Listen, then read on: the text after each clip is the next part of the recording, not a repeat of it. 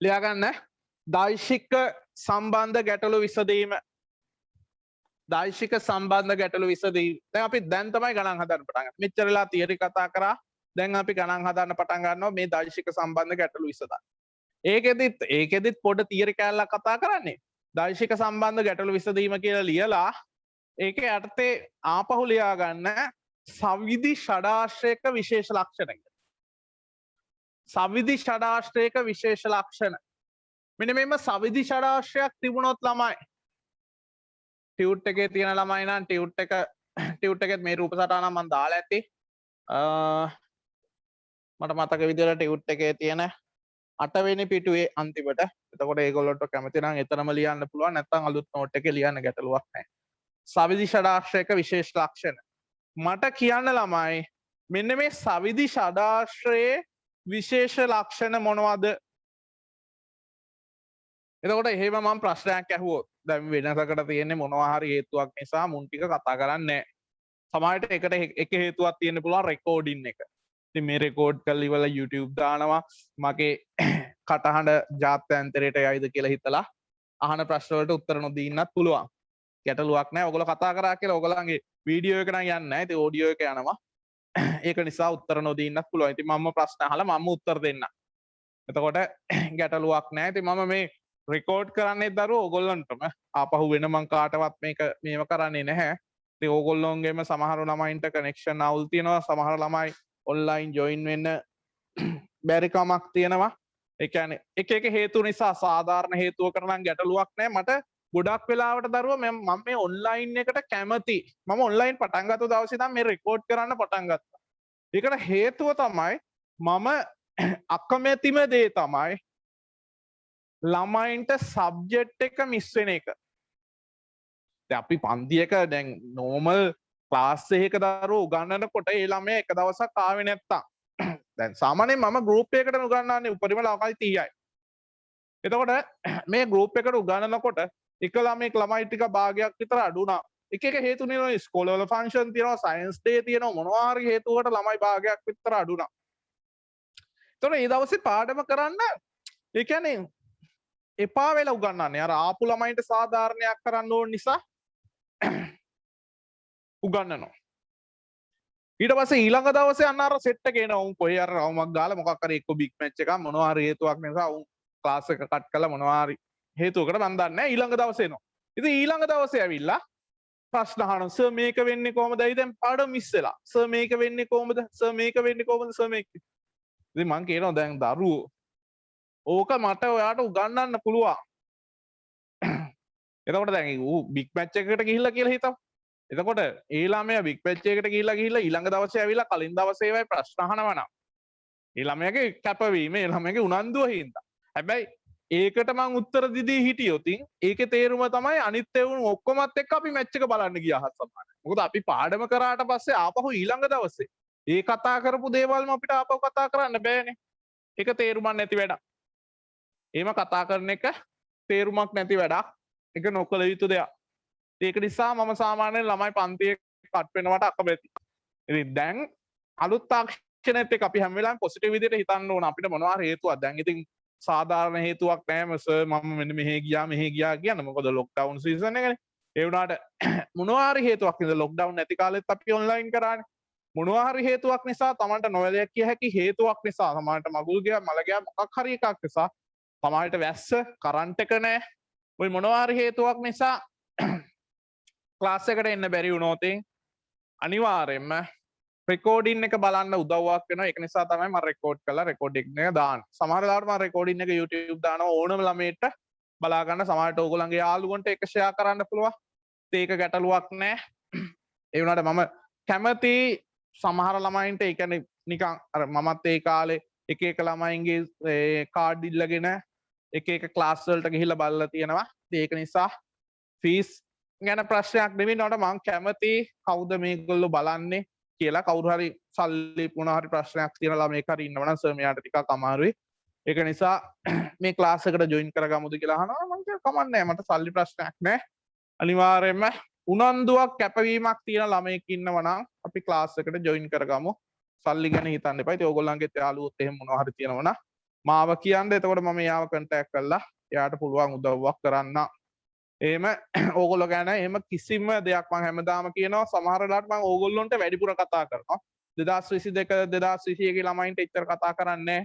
ඒකට හේතුව තමයි ඒ ළමයින් මාව දන්නවා.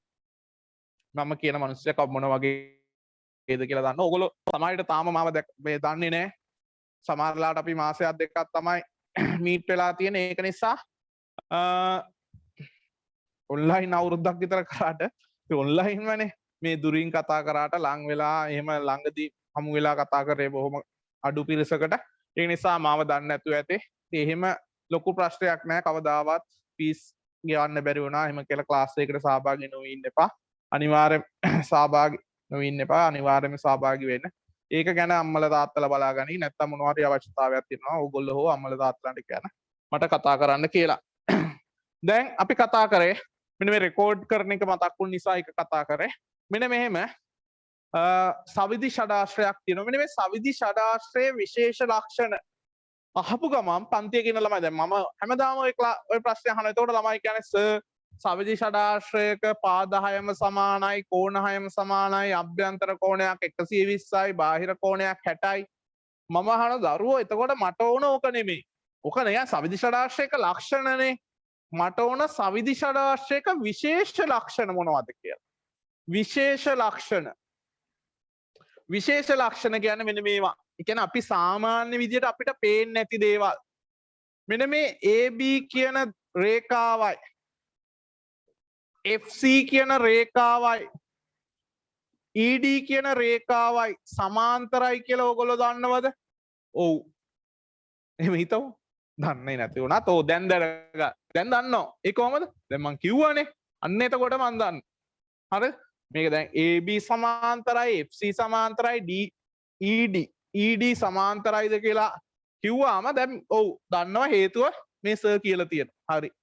ඒක සමාන්තරයි. ඔයගොල්ලෝ දන්නේ නැත්නම් දැනගන්න මෙන්න මේවා සමාන්තරයි.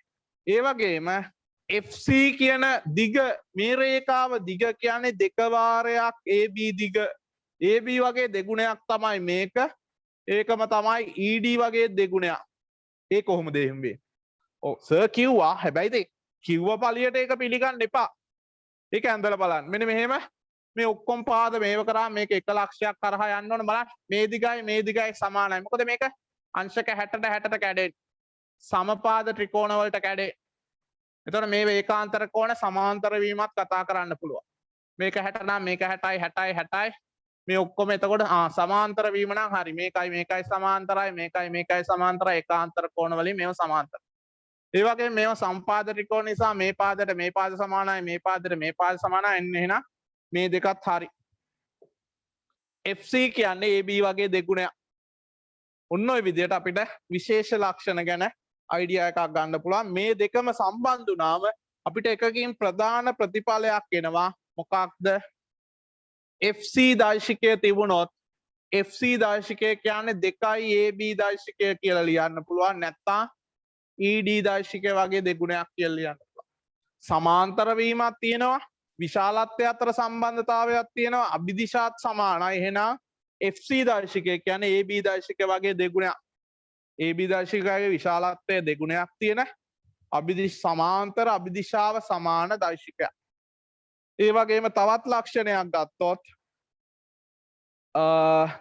BC දර්ශකයයි BC රේඛාවයි AD රේඛාවයි FE රේඛාවයි සමාන්තරයි.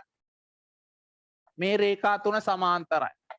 ඒ වගේම BC වගේ දෙගුණයක් තමයි AD කියන්නේ. ඒකම තමයි 2යි FE කියන්නේ. එහෙනම් මේ ලක්ෂණ දෙක නිසා අපිට ලියන්න පුළුවන් AD දර්ශකය කියන්නේ 2යි BC දර්ශකය කියලා සමානයි 2යි FE දර්ශකය කියලා එකපාරටම ලියන්න පුළුවන්. හේතු දක්ව ඉන්න ඕනේ. ඒක අපිට එකපාරටම ලියන්න පුළුවන්. ඔන්න ඕක තමයි දර්ශකවල විශේෂ ඒ කියන්නේ සවිදි ෂඩාශ්‍රයක විශේෂ ලක්ෂණ. ඕකේ තව පාදයක් තියෙනවා. ඒක මම ලිව්වේ නෑ. AF කියන පාදයයි BE කියන පාදයයි CD පාදයයි සමාන්තරයි. ඒ වගේම BE කියන්නේ AF වගේ දෙගුණයක්. එකම දෙන්නේ. ඕක නිතර නිතරම ලියන්න ඕනේ නැහැ. ඉක්මනට ඔන්න ඔය දාර්ශනිකවල විශේෂ ලක්ෂණ ලියලා ඊට පස්සේ මේ ටියුට් එකේ තියෙන පළවෙනි ගාන ඉක්මනට හදාන්න බලන්න. ටියුට් එකේ 8 වෙනි පිටුවේ තියෙන පළවෙනි ගාන ඉක්මනට හදාන්න බලන්න.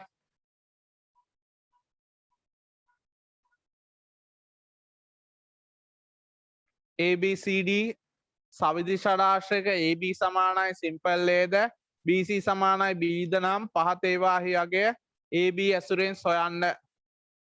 ඔන්නෝම කතාවක් තියෙනවා. ඉක්මනට ඔය ගාන කරන්න බලන්න.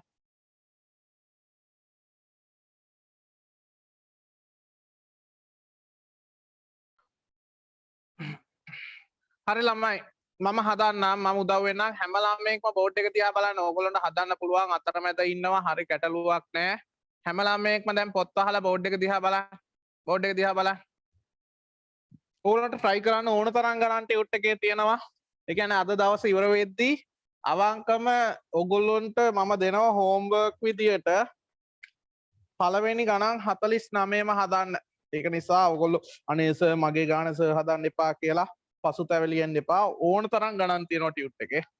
ඒක නිසා හැමෝම 100%ක් බෝඩ් එකට අවධානය දෙන්න. සමහර දේවල් කියන දේවල් වැදගත් වෙන්න පුළුවන්. ඒක නිසා මෙන්න මේම තියෙනවා සවිදි ෂඩාශ්‍රයක්. පුළුවන් තරම් උත්සාහ කරන සවිදි ෂඩාශ්‍රයක් කියලා කිව්වහම ඒක සවිදි ෂඩාශ්‍රයක් විදියට විශේෂ ලක්ෂණ පේන විදියට රූප සටහන අඳ ගන්න. ඔගොල්ලෝ අඩේ රූල් පාවිච්චි කරලා අඳිනකොට ඒක ලස්සනට අඳින්න මම බෝඩ් එකේ පැත්තක ඉඳන් අඳිනකොට සමහර විට සවිදි ෂඩාශ්‍රය වගේ පේන එකක් නැහැ. ABC ත්‍රිකෝණයක් කියලා කිව්වොත් ABC ත්‍රිකෝණයක් කිව්වොත් පුළුවන් තරම් උත්සාහ කරන්න ඒක සමපාද ත්‍රිකෝණයක් සමදීපාද ත්‍රිකෝණයක් ඍජුකෝණී ත්‍රිකෝණයක් නොවන විදියට ත්‍රිකෝණය ඇඳ ගන්න. සවිදි ෂඩාශ්‍රයක් කිව්වොත් ඒකේ විශේෂ ලක්ෂණ පේන්න ඕන. ත්‍රිකෝණයක් කිව්වොත් සම්පාද ත්‍රිකෝණයක් අඳින්න එපා. එතකොට මේ විශේෂ සම්පාද ත්‍රිකෝණේ විශේෂ ලක්ෂණ පෙන්නලා වැඩක් නැහැ. දැන් මේක සවිදි ෂඩාශ්‍රයක් කියලා කියනවා. මේකෙදි කියනවා AB දර්ශකය කියන්නේ සිම්පල් A BC දර්ශකය කියන්නේ සිම්පල් B නම් පළවෙනියට AC දර්ශකය හොයන්න කියන. මට AC දර්ශකය ලියන්න පුළුවන් AD දර්ශකය දන DC දර්ශකය කියලා. වැඩක් තියෙනවද නෑ ඇයි AD දන්නෙත් නෑ AC දන්නෙත් AD දන DC දන්නේ මේක දන්නේ වැඩක් නෑ එහෙනම් AC දර්ශකය කියන්නේ AE දන EC නෑ ඒකත් වැඩක් නෑ හරි AC දර්ශකය තමයි AC දර්ශකය ලියන්න පුළුවන් ආකාර අනන්ත ප්‍රමාණයක් තියෙනවා හැබැයි AC දර්ශකය අපි ලියා ගන්න ඕන අපි දන්න දර්ශක දෙකක් ඇසුරේ එහෙම නැත්තම් තේරුමක් නෑ උත්සාහ කරන එක. පළවෙනි කොටස AC දර්ශකයෙන් මට ලියා ගන්න පුළුවන් AB ධන BC. AC ලියන්න පුළුවන් එකම ආකාරය මේකද? නෑ. එකම ආකාරය මේක නෙමෙයි. හැබැයි AB දර්ශකයයි BC දර්ශකයයි දෙකම අපිට දීලා තියෙන නිසා AC දර්ශකය හොයන්න ලේසිම ආකාරය ඕක. simple A ධන B. තවත් විවිධාකාර ක්‍රම වලට හොයන්න පුළුවන්. ඕක තමයි ලේසිම විදිය. ඊට පස්සේ අපිට කියනවා AD දර්ශකය හොයන්න කියලා. AD දර්ශකය මට ලියන්න පුළුවන් AC ධන CD. එහෙම කියලා ලියලා ඉවර වෙලා රූප සටහන දිහා බලන්න එපා. ගොඩක් ළමයි එහෙමයි. AC දර්ශකය කියපු ගමන් හරි. AC ධන CD කියලා ලියලා රූප සටහන දිහා බලනවා AD දර්ශකය හොයාගන්න. එහෙම බෑ. මෙහෙම කරලා කරන්න එපා. AD දර්ශකය කියන්නේ මොකක්ද කියලා බලන්න. ඒක හොයන්න තියෙන ලේසිම ක්‍රමේ බලන්න. විශේෂ ලක්ෂණ මෙතන පොඩ්ඩක් පේන්නේ. මෙතන මේ දර්ශකය ගත්තාම මේක සිම්පල් B කියලා තියෙනවා. AD දර්ශකය කියන්නේ 2යි BC දර්ශකය. ඇයි?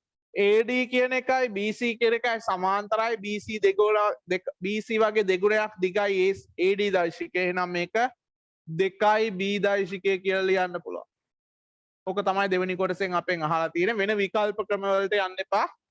අමාරුයි. වටේ ගිහිල්ලා හොයාගන්න පුළුවන්. ඒ වුණාට තියෙන ලේසිම ස්ටෙප් එක බලන්න ඕන. ඊට පස්සේ අහනවා CD දර්ශකය. දැන් CD දර්ශකයක් මට ලියන්න පුළුවන්. CD කියන්නේ CE ධන ED. නැත්තම් CD කියන්නේ AF කියන එක. CD කියන්නේ භාගයයි BE කියන එක. CD කියන්නේ CF ධන FD ඔය විවිධාකාර ක්‍රම වලට ලියන්න පුළුවන්. හැබැයි දන්න දර්ශක වලින් ලිව්වොත් CD කියන්නේ CA දර්ශකය ධන AD කියලා ලියන්න පුළුවන්. දැන් AD නම් අපි දන්නවා කියලා හිතමු. CA දන්නේ හැබැයි AC දන්නවා. AC දන්නව නම් A ධන B කියලා CA කියන්නේ මේකේ ඍණාගේ අකුරු දෙක මාරු වෙලා නැති. එහෙනම් ඍණ A ඍණ B. AC කියන්නේ A ධන B නම් CA කියන්නේ ඍණ A ඍණ B අරකෙම ඍණ දර්ශකය. මේක 2යි B. එහෙනම් මෙතනින් එනවා CD දර්ශකය සමානයි B ඍණ A දර්ශකය කියලා. ඔන්න ඔය විදියට A දර්ශකය හොයා ගන්න පුළුවන්. CD දර්ශකය හොයා ගන්න පුළුවන්. ඊට පස්සේ බලන්න DE දර්ශකය හතරවෙනි එක DE දර්ශකය කියන්නේ ඩෝංගාල කට්ටිය ලියනවා DE කියන්නේ A කියලා නෑ. DE කියන්නේ BA දර්ශකයට සමාන දර්ශකයක්. DE කියන්නේ BA දර්ශකයට සමාන දර්ශකයක් නැත්නම් කෙලින්ම ඍණ A කියලා ලිව්වත් කමක් නෑ. DE කියන්නේ A කියන්නේ මේක නම් DE කියන්නේ ඍණ A කියලා ලිව්වට කමක් නෑ. ඒක එකපාරටම ලියන්න පුළුවන් ගැටලුවක් නෑ. ඊට පස්සේ කියනවා EF දර්ශකය. EF දර්ශකය. EF දර්ශකය කියන්නේ CB දර්ශකය.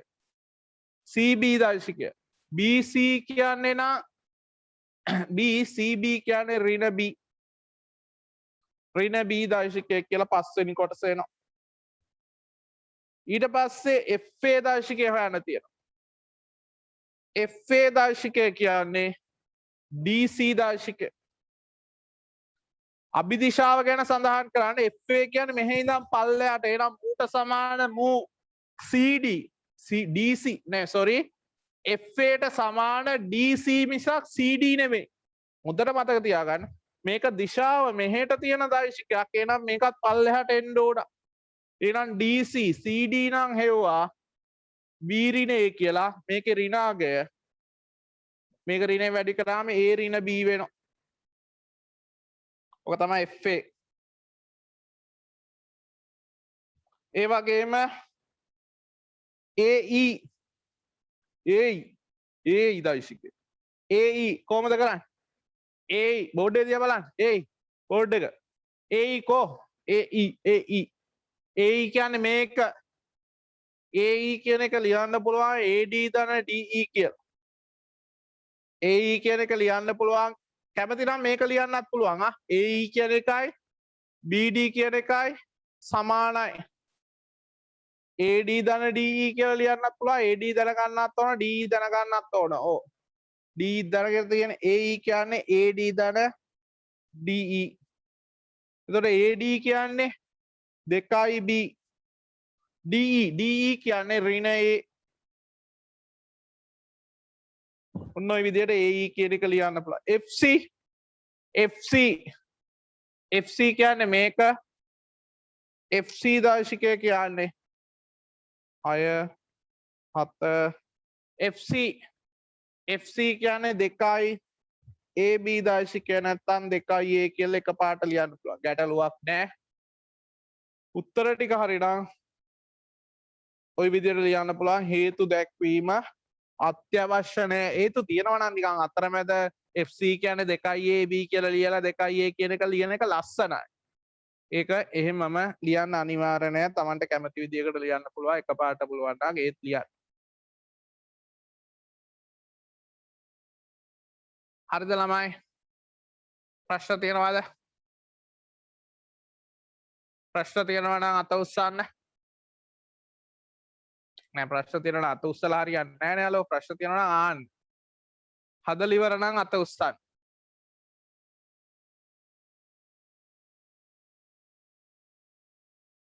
ඊළඟට 13 වෙනි ගාන පොඩ්ඩක් බලමු. 13 වෙනි ගාන බලන්න හැමෝම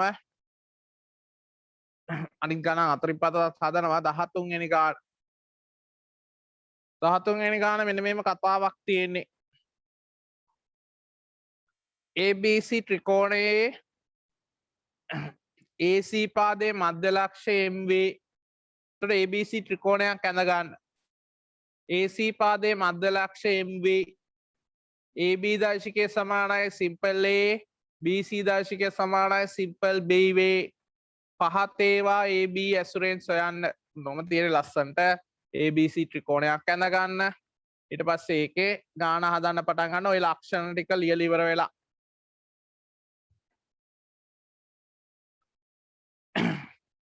ABC ත්‍රිකෝණයක්ලු ABC ත්‍රිකෝණයක ඔන්න ඔය කියන කතාව වෙනවා පුළුවන් තරම් රූප සටහන් ටිකක් ලස්සනට ලොකුවට ටිකක් ඇඳ ගන්න මේ පොඩියට උත්තරයක් සයිස් අඳිනවා ඊට පස්සේ ගණන් හදන්න බැරි මෙහෙම ගන්නවා ABC කියන්නේ විශේෂ ත්‍රිකෝණයක් නෙමෙයි ඍජු කෝණී නෑ ABC කියලා මෙහෙම ත්‍රිකෝණයක් තියෙනවා AC පාදයේ මධ්‍ය ලක්ෂය AC පාදයේ මධ්‍ය ලක්ෂයේ එක මැද එක ඒ වගේම ගාණක් කියනවා AB දර්ශකයේ සමානයි සිම්පල් A මෙන්න මේක Aලු ඒ කියන්නේ AB දර්ශකයේ සමානයි සිම්පල් A BC දර්ශකයේ සමානයි සිම්පල් B BC දර්ශකයේ සමානයි සිම්පල් B ওই විදිහට තියෙනවා අපිට ප්‍රශ්න අහලා තියෙනවා 4ක් 5ක් පළවෙනියට අහනවා AC දර්ශකයේ අගය සොයන්න කියලා AC දර්ශකය කියන්නේ AB ධන BC මෙහෙම ලියන්නත් කමක් නැහැ නොලිව්වත් කමක් නැහැ A ධන B කියන එකට තමයි ලකුණු දෙන්නේ. හැබැයි දර්ශක ලකුණ තියෙන්න ඕනේ. A ධන B නිකන් VJ විදියට ලියලා බෑ. A දර්ශකය ධන B දර්ශකය කියලා තියෙන්න ඕනේ.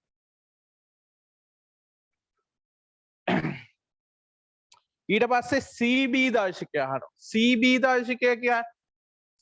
දර්ශකය කියන්නේ ඍණ B. BC කියන්නේ B නම් CB කියන්නේ ඍණ B. AM දර්ශකය අහනවා. AM දර්ශකය කොහොමද ලියන්නේ? ඒකේ මධ්‍ය ලක්ෂය AB වල AC වල මධ්‍ය ලක්ෂය AM නම් AM කියන එක මට ලියන්න පුළුවන් භාගයයි AC කියලා. මධ්‍ය ලක්ෂය කියන්නේ AC දිගෙන් භාගයක්. ඒතර භාගයයි AC කියලා ලියන්න පුළුවන්. සමාන්තරයි විශාලත්වය AC වගේ භාගයක්. එනම් භාගයයි AC කියලා ලියන්න පුළුවන්. එහෙනම් මෙතනින් ගන්න පුළුවන් AM දර්ශකයේ සමානයි AC A ධන B එකෙන් භාගය කියන්නේ A ධන B බෙදීම 2 නැත්තම් A දර්ශකයේ බෙදීම 2 ධන B දර්ශකයේ බෙදීම 2. ඔන්නෝම AC කියන එක එනවා. ඊට පස්සේ BM කියන එක අහනවා. හතරවෙනි කොටසේ අහනවා BM දර්ශකය කිය. BM කියන එක මට ලියන්න පුළුවන් BA ධන AM කියලා. ඉතින් තව ළමයට BM ලියන්න පුළුවන් BC ධන CM කියලා. මම ඒක එහෙම ලිව්වේ නැත්තේ CM කියන එක දන්නේ BA AM දෙකම දාන නිසා මේ විදිහට යන එක ලේසි. BA කියන්නේ ඍණ A. AB කියන්නේ A නම් BA කියන්නේ ඍණ A. මෙහෙට ඍණ A. AM කියන්නේ මෙතනින් භාගේ මේ දියල් තියෙන්නේ A ධන B බෙදීම 2යි. පොදු හරය 2 ගන්නවා. ඍණ 2යි A ධන B. ඍණ 2යි A ඍණ A කියන්නේ ධන A කියන්නේ ඍණ A ධන B බෙදීම 2 අපි සාමාන්‍යයෙන් ලස්සනට BM දර්ශකය කියන්නේ ධන පදයේ මුලින්ම ලියලා B ඍණ A බෙදීම 2 කියලා ලියනවා. මෙහෙම ලිව්වත් කමක් නැහැ. මොන ලස්සනද? ඒක ගැටලුවක් නැහැ. අපි සාමාන්‍යයෙන් ධනපදයේ මම සාමාන්‍යයෙන් ධනපදයේ මුලින්ම ලියනවා. ඔන්න ඔය විදියට ඒ ගාන හදන්න පුළුවන්.